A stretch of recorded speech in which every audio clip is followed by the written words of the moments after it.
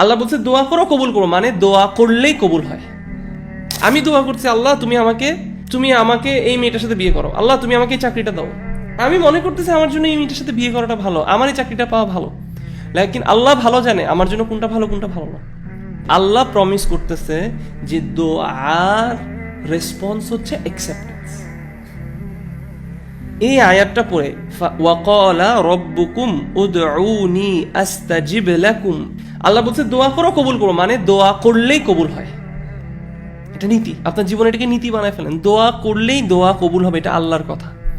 কিন্তু দোয়া কবুলের 3টা সূরা আছে, 3টা চেহারা আছে, 3 ভাবে দোয়া কবুল হয়। 1, আপনি যে দোয়াটা করছেন সেই দোয়াটা যা চাইছেন তা আপনি পাইছেন।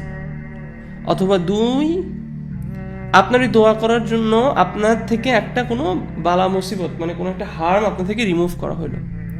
অথবা 3, আপনি যে দোয়াটা করছেন আপনি যা চাইছেন সেটা আপনাকে দেওয়া হয়নি, কিন্তু সেটার রিওয়ার্ড আপনার জন্য আখিরাতে জমা রাখা হয়েছে।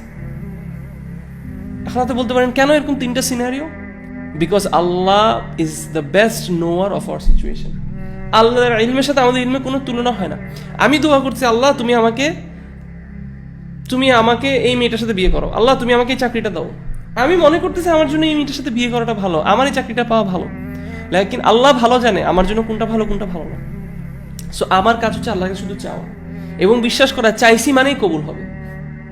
কিভাবে কবুল হবে? এই 3টার যে কোনো একভাবে কবুল হবে, আলহামদুলিল্লাহ। তার মানে জাস্ট দোয়া করা, চাওয়াটাই, আপনি চাওয়ার সময় থেকেই আপনার এনজয়মেন্ট শুরু হওয়া উচিত। আমরা দোয়া করে অপেক্ষা করি দোয়া কবুল হইলে খুশি হই। দোয়া যে করতে পারছি, তার তৌফিক আমি যে পাইছি, দোয়া করার তৌফিকটা যে আমি পেয়েছি, এখান থেকে আমার খুশি হওয়া কথা। সুবহানাল্লাহ। এবং দোয়া থেকে দূরে থাকা ইজ অ্যারোগেন্স, এটা হচ্ছে অহংকার। দোয়া থেকে দূরে থাকি এবং আমরা দোয়া করা তো আমরা শিখি না। সুবহানাল্লাহ।